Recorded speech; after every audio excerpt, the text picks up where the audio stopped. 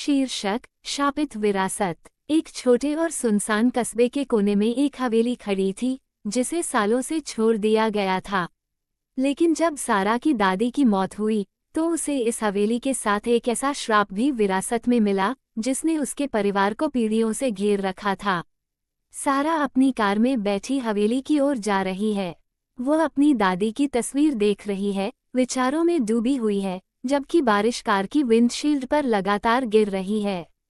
सारा अपनी कार को हवेली के जंग लगे लोहे के गेट के सामने रोकती है।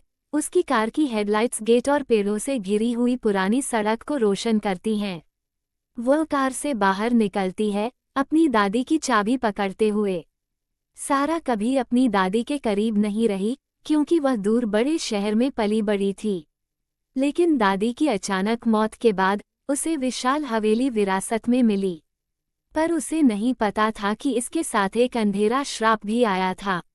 सारा हवेली के गेट से होकर अंदर जाती है और दरवाजे को खोलती है। कैमरा उसे हवेली के अंधेरे गलियारों और पुराने धूल भरे कमरों में घूमते हुए दिखाता है। एक कमरे में उसे एक पुराना विचित्र आईना मिलता है जो धूल और जाले से ढका हुआ है। सारा उसे साफ करती है और एक जटिल रूप से डिजाइन किया हुआ आईना प्रकट होता है। सारा स्वयं से बात करते हुए, कितना पुराना हो सकता है ये सुंदर है लेकिन कुछ अजीब है। वह आईने को वहीं छोड़ देती है और ऊपर जाकर सामान रखने लगती है। कैमरा आईने पर कुछ देर तक टिका रहता है और उसके प्रतिबिंब में हल्की हलचल दिखाई देती है। रात को सारा अपने बिस्तर पर लेटी है लेकिन उसे नींद नहीं आ रही। हवेली की लकड़ियां रात के सन्नाटे में चटकती हैं और बाहर तेज हवाएं चल रही हैं। अचानक सारा को नीचे से हल्की फुसफुसाहट सुनाई देती है, एक धीमी रहस्यमय आवाज। फुसफुसाहट धीमी और भूतिया, मुझे बचाओ। सारा अचानक जाग जाती है, भ्रमित और भयभीत। वो अपने फोन पर समय देखती है, रात के 3 बजे बज रहे हैं। सारा धीरे से, ये क्या था? वो अपनी टॉर्च लेकर नीचे की ओर जाने का फैसला करती है। कैमरा उसे अंधेरे और सुनसान गलियारों से होते हुए दिखाता है। जब वो लिविंग रूम में पहुंचती है तो वह आईने की ओर टॉर्च की रोशनी करती है। उसके दृष्टिकोण से कैमरा दिखाता है आईने में एक धुंधली भूतिया आकृति खड़ी है, एक औरत की। सारा घबरा जाती है और टॉर्च उसके हाथ से गिर जाती है। कमरा अचानक अंधेरे में डूब जाता है। अगले कुछ दिनों में घटनाएं और भी भयावह हो जाती हैं। सारा को हवेली में अजीब आवाजें सुनाई देने लगती हैं, कदमों की आहट, दरवाजों का जोर से बंद होना और रहस्यमय आवाजें। हर बार जब वह आईने के पास से गुजरती है तो उसे उसमें एक औरत की परछाई दिखाई देती है।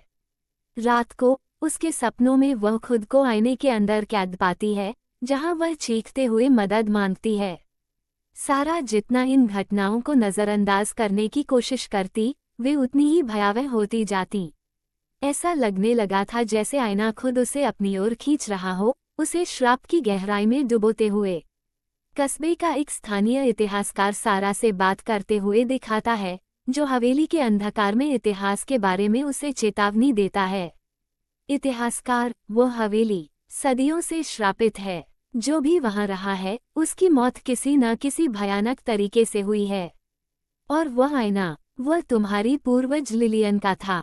उसने कुछ खतरनाक अनुष्ठानों में भाग लिया था और खुद को उसमें कैद कर लिया। सारा, लेकिन क्यों? उसने ऐसा क्या किया? इतिहासकार, कोई ठीक से नहीं जानता, पर वह श्राप परिवार की हर पीढ़ी को जकड़ लेता है। आईना उसकी आत्मा को कैद किए हुए है और ये तुम्हारे जैसे वंशजों के जीवन को चूसता है। डरी हुई सारा आईने को बेचने और हवेली छोड़ने का फैसला करती है। कैमरा उसे एक एंटीक शॉप में आईना बेचने की कोशिश करते हुए दिखाता है। सारा दुकानदार से, मैं इसे बेचना चाहती हूँ, कृपया इसे ले लो। दुकानदार आईने को लेता है और उसे काउंटर पर रखता है। लेकिन जैसे ही सारा जाने के लिए मुड़ती है, अचानक लाइटें टिमटिमाने लगती हैं और आईना जोर से टूट जाता है। सारा चीख उठती है और दुकानदार डर के मारे पीछे हट जाता है। तारांकन दुकानदार कहता है, ये चीज श्रापित है, तुम इसे छोड़ नहीं सकती, ये तुम्हारे पास लौट आएगा। घबराई हुई सारा वापस घर लौटती है और वहां पहुंचते ही वो देखती है कि आईना वापस उसी जगह रखा हुआ है, बिल्कुल सही सलामत। ये समझकर कि वह श्राप से नहीं भाग सकती, सारा उस आत्मा का सामना करने का निर्णय लेती है जो आईने में कैद है। कैमरा उसे प्राचीन अनुष्ठानों के बारे में शोध करते हुए दिखाता है, क्योंकि वह इस डर को समाप्त करने के लिए तैयार हो जाती है। रात के समय वो मोमबत्तियां जलाकर आईने के सामने खड़ी होती है और प्राचीन मंत्रों का उच्चारण करती है। वातावरण भारी हो जाता है, हवाएं तेज हो जाती हैं, मोमबत्तियों की लौ कांपने लगती है और एक भयावह शक्ति पूरे कमरे में महसूस होती है। तारांकन सारा आईने से चीखते हुए, अपने आप को दिखाओ, तुम मुझसे क्या चाहती हो। आईने की सतह पानी की तरह लहराने लगती है और लिलियन की भूतिया आकृति प्रकट होती है। वह आईने में खड़ी होती है, उसकी आंखें खाली दो और उदास होती हैं। लिलियन भूतिया आवाज में कहती, मुझे मुक्त करो या मेरी जैसी बन जाओ। सारा पूछती है, कैसे, मैं तुम्हें कैसे मुक्त करूं। लिलियन का प्रतिबिंब जो अचानक एक भयानक राक्षसी रूप में बदल जाता है। लाइटें फट जाती हैं और कमरा अराजकता में डूब जाता है, क्योंकि आत्मा सारा पर हमला करने लगती है। सारा अपनी जान बचाने के लिए संघर्ष करती है, क्योंकि लिलियन की आत्मा उसे काबू में करने लगती है और उसे आईने की ओर खींच रही होती है। तनाव चरम पर है, सारा श्राप के प्रभाव से अपने मन और शरीर को बचाने के लिए जूझती है। सारा के हाथ आईने की सतह को खरोंचते हुए लिलियन की भयानक चीखें और हवेली उसके आसपास बहती हुई दिखाई देती है। आखिरकार सारा को यह एहसास हुआ कि श्राप को तोड़ने का एक ही तरीका था। उसे आईने को बलपूर्वक नहीं, बल्कि सत्य को स्वीकार करके नष्ट करना था। आखिरी साहसी कदम उठाते हुए सारा आईने को गले लगा लेती है, खुद को बलिदान कर अपने पूर्वज को मुक्त कर देती है। कैमरा दिखाता है कि आईना हजारों टुकड़ों में टूट जाता है और लिलियन की आत्मा हवा में विलीन हो जाती है। हवेली अब शांत है और धूप उसमें चमक रही है। श्राप समाप्त हो चुका है। आईना नष्ट हो गया था, लेकिन इसकी कीमत सारा की अपनी जान थी।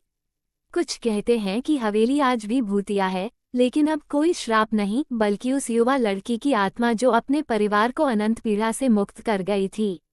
योजक चिन्ह, योजक चिन्ह, योजक चिन्ह।